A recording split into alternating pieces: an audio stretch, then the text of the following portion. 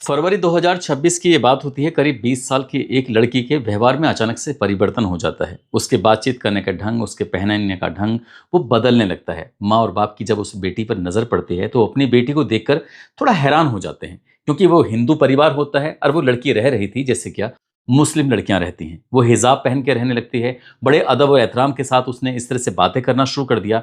माँ बाप को थोड़ा आश्चर्य हो रहा था, और ये आश्चर्य तब जाकर और भी बड़ा रूप लेने लगता है जब फरवरी के महीने में रमजान का महीना शुरू हो जाता है। और जैसे ही रमजान का महीना शुरू होता है तो घर वाले चिंतित इसलिए भी हो जाते हैं कि लड़की ने रोजा रख लिया था। जब रोजे लगातार रख रही थी और चुपके से वो नमाज पढ़ रही थी, जब माँ और बाप ने उसे कुछ खाने का सामान दिया तो उसने खाने से इनकार कर दिया। उसने कहा कि मुझे नहीं खाना, मैं अभी उपवास में हूँ, जबकि उपवास का ऐसा कोई वक्त भी नहीं चल रहा था। माँ बाप को बिल्कुल एहसास हो जाता है। जब एहसास हो जाता है तो अपनी बेटी को बैठाते हैं। बैठाने के बाद उससे पूछते हैं और पूरी कहानी जानने की कोशिश कर रहे थे कि ये सब तुम क्या कर रही हो। हम लोग हिंदू हैं और हिंदू होने के बाद तुम ऐसे काम कर रही हो जैसे क्या मुस्लिम धर्म के लोग करते हैं। बेटी ने जब अपना बारे में बताना शुरू किया तो माँ और बाप को बहुत ज़्यादा गुस्सा आता है। उन्होंने कहा कि आज से तुम नौकरी पर बिल्कुल भी नहीं जाओगे, इसलिए तुम्हारी पूरी तरह से पाबंदी लग चुकी है। नौकरी नहीं करोगी क्योंकि वहीं सब कुछ तुम इस तरह की बातें सीख रही हो। माँ बाप ने जब बातचीत की थी वहीं से उन्हें पता चल जाता है कि ये जो कुछ भी कर रही है वहीं से देख के आई, ये यहाँ पर उसका अप्लाई कर रही है।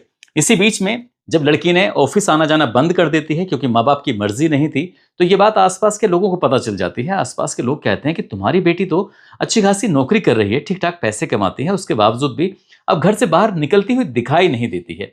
क्या बात है क्या नहीं। लेकिन ये बात अभी तक तो चार दीवारी के अंदर थी, लेकिन ये बात पराई हो जाती है, घर से बाहर निकल जाती है, पड़ोसों तक पहुंच जाती है, और पड़ोसों से आसपास के लोगों तक भी पहुंच जाती है, और फिर रिश्तेदारों तक पहुंच जाती है। देखते ही देखते ये कुछ लोगों तक जब बात पहुंच जाती है तो किसी ने इस बात को स्थानीय नेता तक पहुंचा दिया। स्थानीय नेता से कहा कि एक हिंदू फैमिली है, उनकी जो लड़की है वो ऐसा व्यवहार करती है जैसे क्या मुसलमान करते हैं, बिल्कुल मुसलमानों की तरह रहना। ऐसा लगता है जैसे क्या उसने इस्लाम धर्म को कबूल कर लिया है। इतनी बात थी, उस स्थानीय नेता को यह बात बहुत ज्यादा खराब लगती है। वो तुरंत ही तत्काल ही नजदीकी पुलिस स्टेशन जाता है। जो उसने अभी तक कहानी सुनी थी उस कहानी को जानने के बाद उसने पुलिस वालों को बता दिया। साथ ही उसने कमिश्नर के पास पहुंचता है और कमिश्नर को भी पूरी कहानी बयां कर देता है। कमिश्नर जब बात बयां कर देता है, अब ये मामला कुछ दिन के बाद आया गया जरूर लग रहा था, लेकिन ऐसी बात नहीं थी। कुछ दिन के बाद ये मामला मीडिया में सुर्खियां बन जाता है। वो महाराष्ट्र ही नहीं बल्कि आसपास के जो प्रदेश थे वहां तक पहुंच जाती है। सोशल मीडिया के माध्यम से और अखबारों के माध्यम से पूरे देश भर में इस बात को लेकर लोग चर्चा करना शुरू कर देते हैं। क्या है इस घटनाक्रम के पीछे की पूरी कहानी, आज की इस कहानी के माध्यम से समझने और जानने की कोशिश करते हैं। आदाब, नमस्कार, सत श्री अकाल। मैं उस्मान सैफी मुंबई शहर से लगभग 180 किलोमीटर दूर जिला नासिक है, और जिला नासिक में एक थाना लगता है देवलाली कैंप पुलिस स्टेशन। और देवलाली कैंप पुलिस स्टेशन के अंतर्गत आने वाली एक कंपनी है जिसका नाम है TCS। TCS यानी कि टाटा कंसल्टेंसी सर्विसेज। चार लड़कियां होती हैं और चारों की चारों लड़कियां अलग अलग वक्त में इस TCS कंपनी में आवेदन करने जाते हैं। उनको हाउस कीपिंग के लिए आवेदन निकले हुए तो उन्होंने अप्लाई कर दिया, और जैसे अप्लाई करते हैं तो जो भी इस कंपनी में आवेदन करने के बाद औपचारिकताएं होती हैं, उस औपचारिकता के बाद इन चारों की नौकरी लग जाती है। और इनको जिम्मेदारी दी जाती है कि जो जगह है, एरिया है, इसमें लगभग 147 कर्मचारियों का यहाँ पर नौकरी है। और उन्हें ये जिम्मेदारी दी जाती है कि आपको झाड़ू लगानी है, आपको पोंछा लगाना है, आपको वॉशरूम की सफाई करनी है, और जो कैफेटेरिया है वहाँ पर भी आपको देख रेख करनी है। साथ ही जहाँ पर ये कर्मचारी बैठते हैं, अपना काम करते हैं, तो वहाँ की भी साफ सफाई की जिम्मेदारी आप ही के ऊपर है। अब ये चारों अलग अलग वक्त में इन्होंने अप्लाई किया था। चारों की जब नौकरी लगी हुई थी, चारों की अपने पूरी शिद्दत, पूरी ईमानदारी के साथ झाड़ू पोंछा करना, वॉशरूम की साफ सफाई करना, कैफेटेरिया में जाना, वो जो काम था उस काम को कर रही थी। और ये कोई नहीं जानता था कि ये सफाई कर्मी हैं। दरअसल इनके पास स्पाई कैमरे लगे हुए हैं, वॉइस रिकॉर्डर लगे हुए हैं, और ये बड़ी खामोशी के साथ, बड़ी गोपनीयता के साथ ये काम कर रही थी। और करीब करीब 40 दिन तक ये ऐसे ही काम करती रहती हैं, और काम करने के साथ साथ ये रिकॉर्डिंग भी करती थी, वॉइस रिकॉर्डिंग भी करती थी, और चाहे वीडियो हो उसको भी बना लिया करती थी। कंपनी में काम करने वाली एक लड़की की इस सफाई कर्मचारी पर नज़र पड़ जाती है, और जब नज़र पड़ जाती है तो वो देखते क्या है, जैसे कैफेटेरिया जो होता है वहाँ पर कोई लड़की लड़के के साथ बैठी हुई है, बातचीत कर रही है, अचानक ही वो जाती है सफाई कर्मी, और जबकि वहाँ बिल्कुल पूरी तरह से साफ सुथरा है, ठीक है, उसके बावजूद भी वो साफ सफाई करने में लग जाती है। लड़का उसे डांटने लगता है, कहता है कि आप यहाँ सफाई क्यों कर रही हो जब यहाँ पहले से सफाई है, हम लोग कुछ बातचीत कर रहे हैं, तो तुम क्यों है यहाँ पर बार बार आ रही हो। इस तरह की बात थी। जब वो लड़की भी इस बात को देख रही थी, लड़की ने उस सफाई कर्मी से पूछ लिया कि तुम्हारे हाव-भाव देखने के बाद बिल्कुल लगता नहीं है कि तुम सफाई कर्मी हो। क्या बात है, कौन हो तुम? अपने बारे में कुछ बताओगी या नहीं बताओगी? और जैसे ही उस महिला ने ये बात सुनी, सफाई कर्मी ने ये बात सुनी, उसे खुद आश्चर्य हो रहा था। उसने कहा कि आपको कैसे लगा कि बात यहाँ अलग है, हम सफाई कर्मी नहीं हैं, कुछ और हैं? उन्होंने कहा कि मैंने तुम्हारे पास स्पाई कैमरा देखा है। अब मुझे कभी-कभी ऐसा भी फ़ील होता है कि जैसे तुम हमारी वीडियो बनाते हो, रिकॉर्ड करते हो। जब इस तरह की बात हुई, उन्होंने कहा कि हम महाराष्ट्र पुलिस में सर्विस देते हैं और महाराष्ट्र पुलिस में सर्विस होने के साथ हमें यहाँ पर एक काम के लिए भेजा है और उसका नाम है ऑपरेशन क्लीन। पुलिस कमिश्नर के आदेश पर वो आई थी सफाई कर्मचारी बनने के बाद और यहाँ पर इस तरह से वो काम कर रही थी। और जैसे ही उस लड़की ने ये बात सुनी, उस लड़की ने अपने दिल की बात सामने रख दी, जो भी अभी तक वो शायद निकलवा भी नहीं पा रही थी चारों पुलिस वाले। वो उस लड़की ने जब बताना शुरू किया है तो यहाँ से कुछ ऐसी बात निकल के सामने आती हैं। हालाँकि उन्होंने बहुत दिन पहले से काम कर रही थी, करीब-करीब 40 दिन वहाँ रिकॉर्डिंग भी करती हैं, वीडियो बनाती हैं और बहुत सारे सबूत इकट्ठा कर लेती हैं। इस लड़की ने जब ये सामने पड़ जाती है तो बहुत सारी मदद करना शुरू कर दिया। इधर तो ये 4 पुलिस वाली जो होती हैं, वो जाँच पड़ताल में जुटी हुई थी, जो पुलिस कमिश्नर का आदेश था और ऑपरेशन क्लीन जो चला हुआ था, उसके तहत अपने काम को अंजाम दे रही थी। और इसी बीच में 26 मार्च 2026 की ये बात है, टीसीएस कंपनी में काम करने वाली एक 20 साल की लड़की होती है। वो देवलाली कैंप पुलिस स्टेशन जाती है और वहाँ जाने के बाद बताती है कि दानिश नाम का एक कर्मचारी है जो टीसीएस कंपनी में काम करता है। उसने उसका यौन शोषण किया है, यानी कि उसने उससे पहले प्यार किया, प्यार करने के बाद उसने शादी का भरोसा दिलाया और शादी का भरोसा दिलाने के बाद अगस्त 2024 की बात है, वो एक होटल में लेके जाता है और उसने उसके साथ शारीरिक संबंध भी बनाए। उसने भरोसा दिलाया था कि मैं तुमसे शादी करूंगा। उस लड़के की बातें इस लड़की को कुछ ज़्यादा ही अच्छे लगने लगती हैं। उसकी जिस तरह बात करने लगती है, जैसा वो करता था, उसकी जो भी सिखाता था उसकी तरह वो रहने लगती है, यानी कि उस लड़के को और भी ज़्यादा इम्प्रेस करने लगती है। लड़का मुस्लिम समाज से होता है जिसका नाम दानिश शेख होता है। लड़की जो होती है 20 साल की, वो हिंदू परिवार से बिलोंग करती थी। हिंदू होने के बावजूद भी वो उसके बहुत नज़दीक पहुंच जाती है। लेकिन जब उसे ये पता चलता है कि जिस लड़के से वो प्यार करती है, जिसके साथ वो ज़िंदगी बिताना चाहती है, जिसके साथ 7 जन्मों की कस्में खाना चाहती है, वो तो शादीशुदा है, यानी कि वो तो उसका यौन शोषण कर रहा है, उसका फ़ायदा उठाने की कोशिश कर रहा है। ये बात जब उस लड़की को पता चलती है तो उस लड़की को बड़ा तकलीफ़ होती है, दुःख होता है और उस लड़की ने अपने ही उस ऑफ़िस के अंदर अपने ही कंपनी के में काम करने वाले कुछ सीनियर लोग थे, उनसे बात बतानी शुरू की। लेकिन किसी ने भी उस बात को गंभीरता से नहीं लिया। जो गंभीरता से नहीं लिया तो उसकी शिकायत पर 26 मार्च 2026 को एक एफआईआर दर्ज कर ली जाती है और पुलिस इस मामले में जांच पड़ताल करना शुरू कर देती है। यही लड़की थी जो अपने माँ-बाप के सामने आती है और वो कुछ उसका रूप बदला हुआ था, उसकी हिजाब पहनने का तरीका, उसने रोज़े रखे, उसने शायद बीफ खाने की भी उसको आदत डलवा दी गई थी। यही वजह थी कि वो लड़की के परिवार वालों को ये बात पता चलती है, बात स्थानीय नेता तक पहुँच जाती है और स्थानीय नेता से बात फिर आगे बढ़ जाती है और पुलिस प्रशासन ने जब इस मामले की जांच पड़ताल कराई तो बहुत सारे तथ्य और भी सामने आ जाते हैं। कुछ और लोगों के नाम सामने आते हैं, जिससे दानिश शेख का नाम सामने आता है, वो जिसकी 34 साल के आसपास होती है। ऐसे ही तौसीफ अत्तार का नाम सामने आता है। जैसे ही तौसीफ अत्तार का नाम सामने आता है तो मीडिया रिपोर्ट ये कहती है ये तो एक तरह का मास्टरमाइंड ही है। और क्योंकि जब इसका मोबाइल हाथ में लिया जाता है और उसको चेक किया जाता है तो उसमें कई लड़कियों के फोटो पाए जाते हैं और उसमें कुछ हिंदू लड़की होती है और हिंदू लड़की के जो फ़ोटो हैं वो इस तरह से जैसे कि कोई मुस्लिम हो, यानी कि उसको भी हिजाब पहना रखा था। पहली जो लड़की थी उसने कहीं न कहीं इस्लाम धर्म कबूल कर लिया था, वो इस्लाम धर्म के हिसाब से वो चलने लगी थी और वो हिंदू धर्म को छोड़ चुकी थी।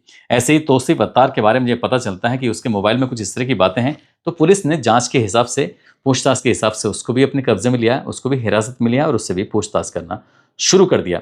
ऐसे ही निदा खान यहाँ पर एचआर मैनेजर होती हैं। पीड़ित जो सामने आ रहे थे, जो जाँच पड़ताल हो रही थी, जाँच पड़ताल के बाद ही पता चलता है कि जो एचआर मैनेजर है निदा खान, इससे भी शिकायत की जाती थी। लेकिन शिकायत करने के बावजूद भी निदा खान ने इस मामले को गंभीरता से नहीं लिया। यदि निदा खान इस मामले को गंभीरता से लेती तो शायद ये जो कंपनी टीसीएस का नाम लगातार सुर्खियों में बन जाता है, वो इतना सुर्खियों में नहीं बनता, क्योंकि उन्होंने अपनी पावर का, अपनी पोस्ट का सही रूप में इस्तेमाल नहीं किया था। निदा खान के बाद में और चौथे नंबर पे आसिफ अंसारी है, उसका नाम भी सामने आता है। शफ़ी शेख, उसका नाम भी सामने आता है। शाहरुख कुरैशी, उसका नाम भी सामने आता है। रज़ा मेमन, उनका नाम भी सामने आता है। और 8वां नंबर होता है अश्वनी अशोक चैनानी, यानी कि ये भी इस कंपनी के बड़े अधिकारियों में शुमार थे। इनके पास भी शिकायत पहुंची थी और जब शिकायत पहुंची थी तो अश्वनी अशोक चैनानी ने भी इस मामले को गंभीरता से नहीं लिया और पुलिस ने इस आधार पर इस व्यक्ति को भी हिरासत में लेकर पूछताछ के लिए अपनी कस्टडी में ले लिया और पूछताछ जारी होनी शुरू हो जाती है। धीरे धीरे वक्त आगे बढ़ रहा था और वक्त के साथ साथ जो पीड़िताएं थीं वो आने शुरू हो जाती हैं और बताया यह जाता है कि लगभग 12 पीड़ित सामने आ जाते हैं और 12 पीड़ित जब सामने आते हैं, उन्होंने ये बताना शुरू किया कि हमसे जबरन नमाज़ पढ़ने के लिए कहा जाता था कि तुम्हें नमाज़ पढ़नी है। उन्हें बीफ खाने के लिए भी उन्हें प्रेशराइज़ किया जाता था और इस्लाम धर्म अपनाने के लिए भी इस तरह के आरोप जब उन पे लगते हैं, तो ये टीसीएस नासिक केस जो होता है वो सोशल मीडिया पर बहुत तेजी के साथ वायरल होना शुरू हो जाता है। अब चाहे प्रिंट मीडिया हो, इलेक्ट्रॉनिक मीडिया हो या फिर जो सोशल मीडिया हो, अलग अलग प्लेटफॉर्म पर बस इसी बात की चर्चा होनी शुरू हो जाती है। एचआर मैनेजर को लेकर इसमें ज़्यादा बातचीत होती है क्योंकि उन पर एक बड़ी जिम्मेदारी थी निदा खान पर, और निदा खान ने अपनी जिम्मेदारी को सही तरह से निर्वहन नहीं किया। अगर किया होता तो शायद ये सुर्खियां नहीं बनती, ये न्यूज़ नहीं बनती। पूरा देश बस इसी बात को लेकर चर्चा करना शुरू कर देता है। 26 मार्च को पहली एफआईआर दर्ज होती है और 3 अप्रैल तक कुल मिलाकर 9 एफआईआर दर्ज कर ली जाती हैं। अलग अलग एफआईआर होते हैं और जो टीसीएस कंपनी होती है, जब देश भर में इसका नाम सुर्खियों में आने लगता है तो जाहिर सी बात है, जो कंपनी के ओहदे पे बैठे हुए बड़े बड़े अधिकारी हैं वहां तक बात पहुंचती है, उन्हें बदनामी लगती है और उसके बाद फिर इस मामले की उच्च स्तरीय जांच कर दी जाती है कंपनी की तरफ से। यानी कि टाटा सन्स के जो चेयरमैन होते हैं एन चंद्रशेखरन, वो एक मीडिया के सामने जवाब देते हैं, बोलते हैं कि टीसीएस की जो चीफ ऑपरेटिंग ऑफिसर हैं जिनका नाम आरती सुब्रमण्यम है, उनके नेतृत्व में इस मामले की जांच पड़ताल की जा रही है और जो 8 कर्मचारियों के नाम सामने आए हैं, सभी के सभी कर्मचारियों को फिलहाल निलंबित कर दिया गया है, उनको सस्पेंड कर दिया गया है। जो भी इस मामले में जब बात मुख्यमंत्री तक पहुंच जाती है महाराष्ट्र के, तो महाराष्ट्र के मुख्यमंत्री ने इस मामले में एसआईटी गठन करने के आदेश दे दिए। अब इसमें जब उच्च स्तरीय जांच पड़ताल शुरू हो जाती है, यानी कि एसआईटी इस मामले की जांच पड़ताल करने लगती है, तो एसआईटी को इस टीसीएस कंपनी के जो अधिकारी होते हैं वो सभी दस्तावेज उपलब्ध कराने का आश्वासन दे देते हैं। यानी कि जो भी उन्हें दस्तावेज चाहिए, जैसी भी जांच में सहयोग वो कर सकती है कंपनी, वो करने के लिए तैयार हो जाती है। सभी दस्तावेज दे दिए जाते हैं। ईमेल आईडी पे जो रिकॉर्ड थे वो भी रिकॉर्ड उपलब्ध कराने की बात कर दी जाती है और साथ ही जो सीसीटीवी कैमरे थे, उस सीसीटीवी कैमरे में जो फुटेज थी उस फुटेज को भी उपलब्ध कराने की बात कर दी जाती है। हालांकि जो 4 पुलिस वाली यहाँ पर जांच पड़ताल गोपनीय रूप से करने के लिए आई थी, वो दावा करती हैं कि उनके पास बहुत सारे ऐसे सबूत मिले हैं जो सबूत पर्याप्त हैं। अगर कंपनी सहयोग भी नहीं करेगी तो भी उनके पास जो सबूत हैं उनके आधार पर काम हो सकता है। अब वो एसआईटी न केवल खुद जांच कर रही है बल्कि अपनी जांच की जो ब्रीफिंग है वो एटीएस को भी सौंप रही है, एटीएस को भी जानकारी दे रही है और एनआईए को भी जानकारी दे रही है। इसमें एसआईटी का ये भी मानना है कि इसमें वित्तीय लेन देन तो नहीं हुआ है, कहीं ऐसा तो नहीं है कि धर्म परिवर्तन कराने के लिए किसी ने कोई बाहर की कोई संस्था तो इसमें काम नहीं कर रही है, साथ ही कोई विदेशी कोई इसमें इन्वॉल्व तो नहीं है। हालांकि इसमें यह भी बताया जाता है कि मलेशिया में जॉब लगवाने के नाम पर कई लोगों के जो डॉक्यूमेंट्स थे वो इन्हीं कर्मचारियों में से एक के पास थे कि हम तुम्हारी विदेश में नौकरी लगवा देंगे। व्हाट्सएप पर ग्रुप बनाए गए थे, व्हाट्सएप में जो ग्रुप बनाए गए थे उसमें माध्यम से भी कुछ दिशा निर्देश दिए जाते थे कि तुम्हें ऐसा करना है, वैसा करना है, इस तरह की बातें थी।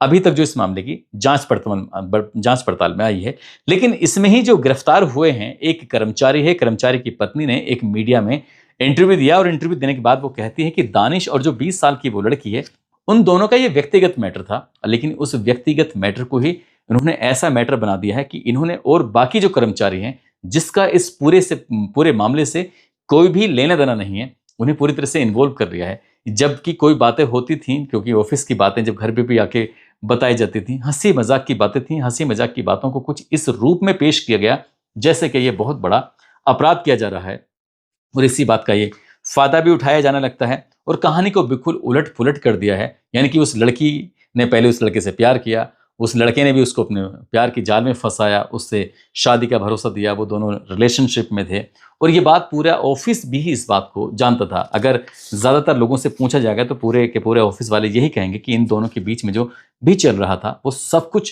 पूरा का पूरा ऑफिस जानता था। लेकिन नेताओं ने इस मामले को बिल्कुल इसका एकदम पलट दिया है, पूरी कहानी भी इसकी बदल दी है और कहानी बदलने के बाद ही मीडिया ने उसमें ऐसी जब इससे हाईलाइट किया है तो इस बात का मतलब कहते हैं कि तिल का ताड़ बनाने की पूरी कोशिश की है। जब उस महिला कर्मचारी के से इंटरव्यू हो रहा है, उससे बातचीत हो रही है, तो एक अखबार ने इस बात को बिल्कुल प्रमुखता से प्रकाशित भी किया। वो ये भी कहती हैं महिला कि इसमें एक कर्मचारी तो ऐसा है जिसने 3 महीने पहले ही ज्वाइन किया था और ये उसकी पहली नौकरी थी और पहली नौकरी के साथ साथ उस पर भी वही गंभीर आरोप लगाए गए हैं जो और सीनियर अधिकारियों पे गंभीर आरोप लगाए हैं। जो इनके आरोपियों की जो वकील है, वो आरोपियों के वकील की दलील है कि बात मजाक मजाक में शुरू होती थी और बात मजाक मजाक की बात को ही इन्होंने इतना बड़ा रूप दे दिया जिसका कोई तुक नहीं है। वो ये भी कहते हैं कि नासिक में कई बड़े मुद्दे थे, उन कई बड़े मुद्दों से ध्यान भटकाने के लिए शायद इस बात को जानबूझ के तूल दिया जा रहा है। और जब लोग साथ काम करते हैं तो त्योहार हो या वैसे हो,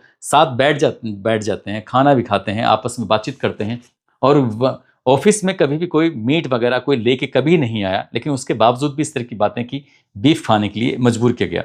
एफआईआर तो दर्ज हो जाती है। एफआईआर में ये भी बताया जाता है कि जो लड़कियां हैं जिन्होंने शिकायत दर्ज कराई है, वो तारीफ करते हैं कि तुम्हारी साड़ी अच्छी लग रही है, तुम्हारे कपड़े अच्छे लग रहे हैं। क्या है क्या नहीं, ये वकील की दलील है, एक कर्मचारी की पत्नी की दलील है। लेकिन जो उस लड़की ने, जो 20 साल की लड़की है जिसने ये आरोप लगाया कि वो शादीशुदा है, प्रेम के जाल में फंसाया है और उसकी जिंदगी को पूरी तरह से बर्बाद कर दिया है, इस कहानी की क्या सच्चाई है क्या नहीं है, एसआईटी इस मामले की जांच पड़ताल कर रही है। क्या जो बताया गया है यही सच्चाई है? क्या दोनों पक्ष जो अपनी अपनी बातें रख रहे हैं उसमें से इन दोनों पक्षों की बातों में कितनी सच्चाई है? क्या ये बात सामने कभी आ पाएगी या नहीं आ पाएगी, या ऐसे ही जिस ट्रैक पे कहानी चल रही है उस ट्रैक पे ही चलती चली जाएगी? ये तो खैर भविष्य के गर्भ में ही छिपा है, वहीं से पता चलेगा जब मामला चार्जशीट लेके अदालत पहुंचेगा। अदालत के बाद वहां दो वकीलों की जिरह होगी, और वकीलों की जिरह होने के बाद ही ये क्लियर हो सकेगा कि आखिरकार इसमें कौन सच बोल रहा है, कौन झूठ बोल रहा है। जो भी सबूत इकट्ठे किए गए हैं वो सबूत बोलेंगे और पुलिस की जांच पड़ताल बोलेगी। दोस्तों, इस पूरे घटनाक्रम को सुनाने का उद्देश्य किसी को परेशान करना नहीं है, किसी का दिल दुखाना नहीं है, बल्कि आपको जागरूक करना है, आपको सचेत करना है, आपको बताना है कि बात चाहे भले ही मजाक में की गई हो, लेकिन हमें एक दूसरे के धर्मों का सम्मान करना चाहिए।